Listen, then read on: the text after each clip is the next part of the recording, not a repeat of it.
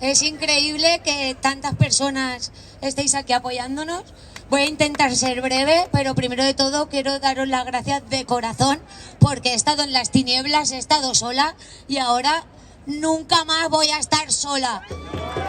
El pasado 29 de octubre, mi hermano Jorge Garrido, de 45 años, y mi cuñada Raquel Pagán, de 43 años, fueron como un día cualquiera a recoger a mi sobrino Nathan al colegio Aldaya. Era un día en el que hacía mucho aire, simplemente no llovía en las poblaciones principales donde pasó todo lo que pasó y os enteraréis ahora.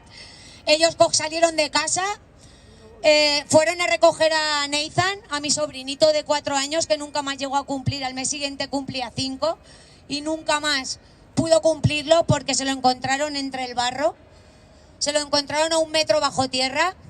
He de decir que fueron a recogerlo, el colegio no avisó de nada, el ayuntamiento no avisó de nada.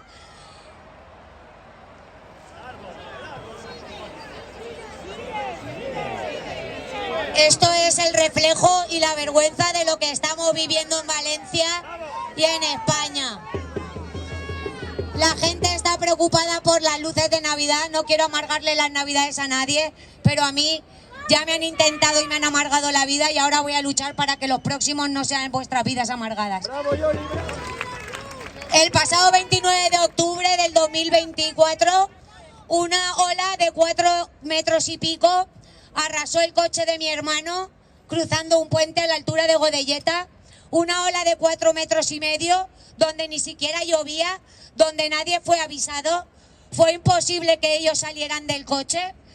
Les llevó con vueltas de campana, les arrastró por el famoso Barranco del Pollo, el cual tengo que advertir que a día de hoy está completamente igual que el primer día.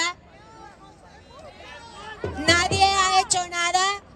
No queremos, ya adentraremos en dónde están las ayudas, que no han llegado ni nadie ha reconstruido nada, por lo que me temo que están planeando que esto vuelva a suceder. Arrasaron el coche de mi hermano, de mi sobrino, de mi cuñada, les quitaron la vida. No supe nada de ellos hasta 3 días después. La policía no se puso en contacto conmigo. Tuve que ir yo. Tuve que comprarme en Wallapop una moto para poder acercarme a la comisaría, para poder que me cogiesen el ADN. Nadie daba ningún tipo de explicación. No aparecían los bomberos, no aparecía el ejército, no aparecía nadie. Mi hermano lo encontraron sus vecinos y sus amigos de Torrente y de Calicanto. Desde aquí quiero darles las gracias, porque si no estarían tapados bajo el barro, como muchas personas que a día de hoy todavía siguen y no lo han contado. Siguen bajo el barro y nadie les está buscando. Los vecinos y amigos encontraron a mi hermano, su cuerpo yacía tirado sobre el barro, lleno de cañas, esas cañas que los gobiernos, tanto de derechas como de izquierdas, nunca limpiaron, porque se quedaron el dinero de los planes de inundación que habían aprobado desde el año 2021, y tengo las pruebas. No solo nadie vino a salvarnos, nadie fue a buscar sus cuerpos. Los vecinos y amigos encontraron su cuerpo, creo recordar, el día 1 de noviembre, no lo recuerdo bien porque ese día estábamos toda mi familia en una nube. Nos avisaron, el cuerpo de mi sobrino y de mi cuñada no aparecía en ningún sitio, nadie nos llamaba, nadie nos decía nada. Mis familiares y amigos quedaron para hacer una batida por el Barranco del Pollo, porque pedíamos que fueran perros, que fueran ejército, y decían que nadie podía hacer nada. Cortaron los caminos de paso para entrar a buscarlos, imposibilitaron ante todo que entraran a ese campo de guerra. ¿Por qué? Porque habían miles y miles de muertos en el barro y no querían que eso se supiese.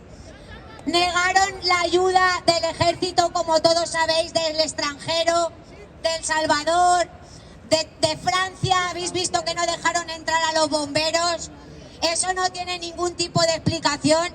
Eso no responde a ningún tipo de partido, porque fueron los dos los que tenían un pacto de inacción para no hacer nada y taparse. Enterramos a mi hermano sin todavía encontrar el cuerpo de mi sobrino y de mi cuñada. y mis alarmas saltaron cuando vi que la lápida de mi hermano estaba manipulada.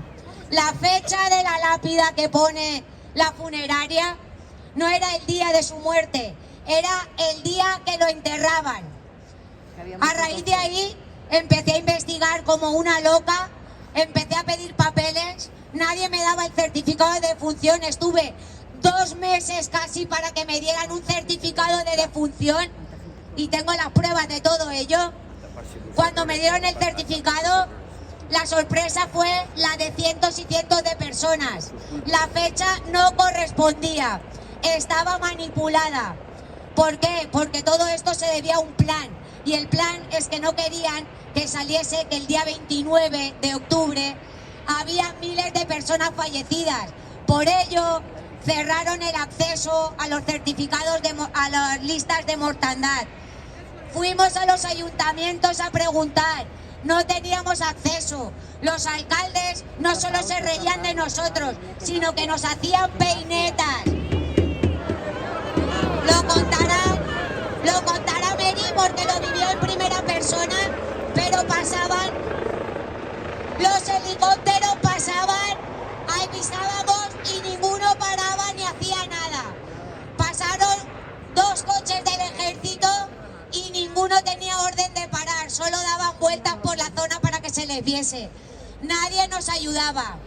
Después de todo esto, de sufrir todo lo que sufrimos, de que mataran a mi madre en vida y a mi padre en vida, después de investigar y darnos cuenta de que todo esto pertenecía y formaba parte de un plan político y macabro, nos dedicamos a luchar por buscar pruebas, por sacar la verdad.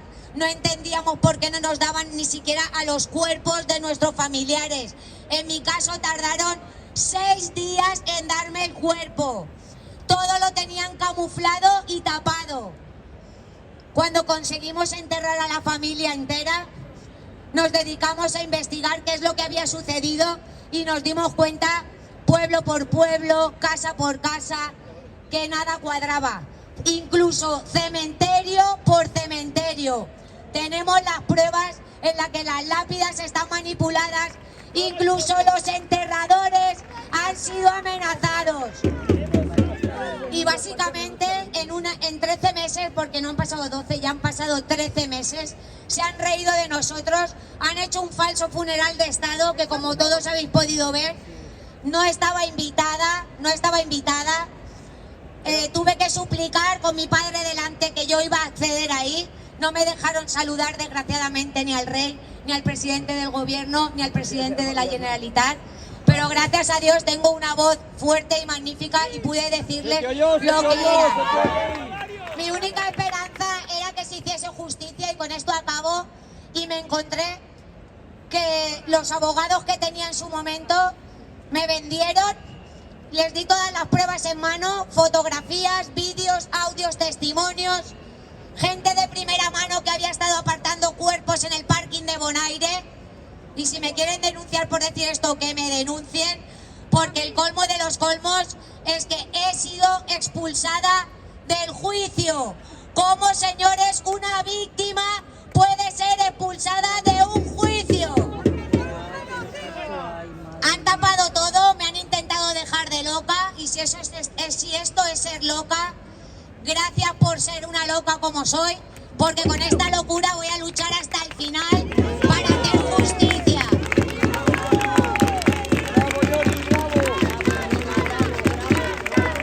Muchísimas gracias a todos y espero que mi caso y estos casos que escuchéis os lleguéis a daros cuenta de la artimaña que tienen montada, y que quiero saber dónde están los medios de desinformación, dónde está Telecinco, La Primera, porque el día que tenían que ayudarnos estaban botándose los puestos en Televisión Española.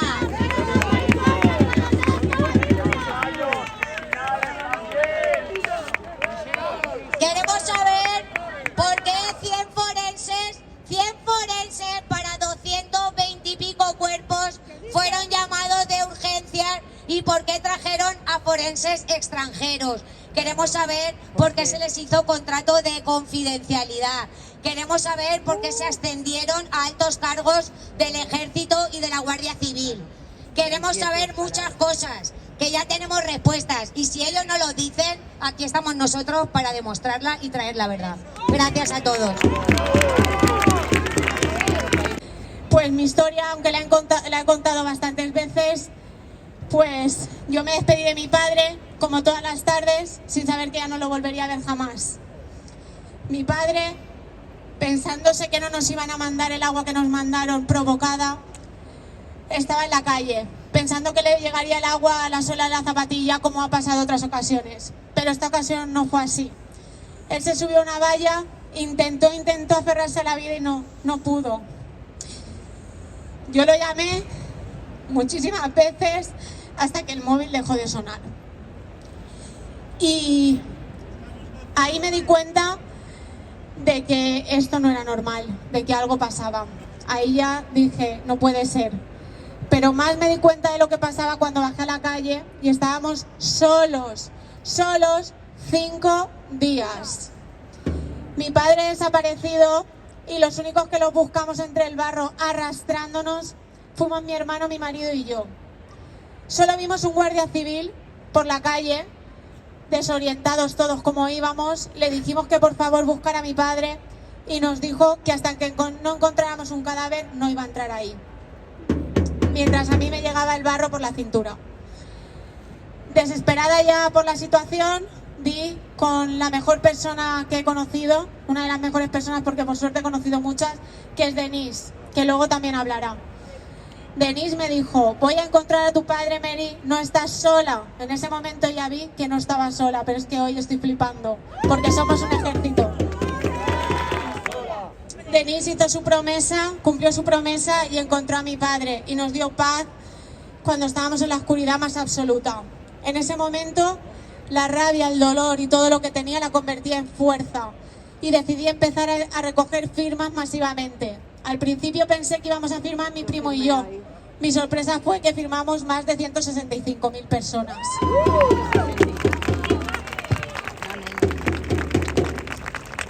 Vinimos, Yolanda y yo, un día que hace ya casi un año, un día 5 de diciembre, en un tren, solas, llenas de barro, con cajas llenas de firmas, y las entregamos en el Congreso de los Imputados. ¿Sabéis qué ha pasado? Que hoy, o sea, este mes, ha empezado la comisión de investigación. Una comisión que nos ha costado horas de llamadas, horas de burocracia, horas de pensar y de ver cómo podíamos conseguir más firmas. Y han decidido que Yoli y yo no podemos estar en esa comisión. Exacto, han ido asociaciones politizadas de las que tampoco quiero extenderme, pero las cuales nos han creado ataques de ansiedad, nos han echado de grupos, hemos sentido presiones, hemos sentido amenazas y aún así no nos doblegamos porque este duelo ya no es solo mío, es compartido por todos y por eso sigo, porque me sujetáis y me apoyáis. Cuando pasó lo que pasó con el juicio y cuando expulsaron a Yolanda, ahí a mí se me cayó el mundo encima, porque además nos dedicaron recortes de prensa nada agradables, sobre todo a Yolanda, tratándonos de loca, cuando hoy aquí no están contando la verdad. No les interesa, pero tratar de locas a 2 víctimas, que entre las 2 hemos perdido 4 familiares, eso sí les interesaba.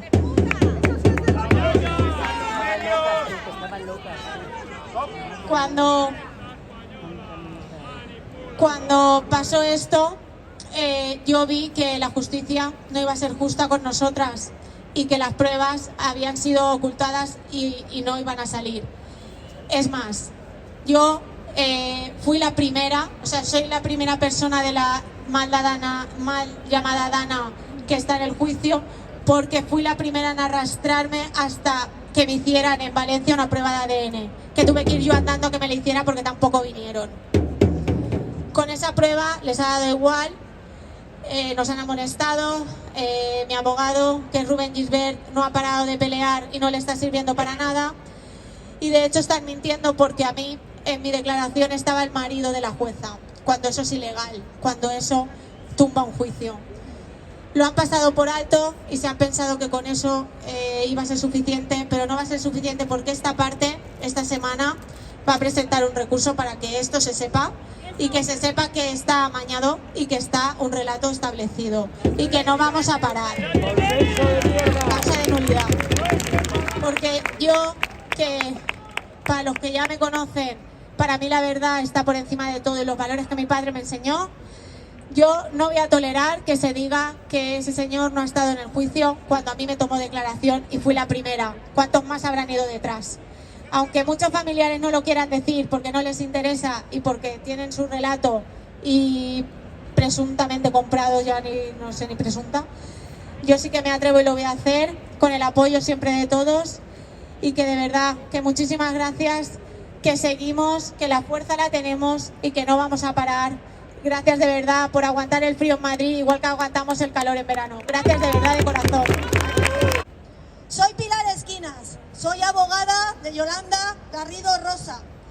Soy también abogada y sobre todo persona.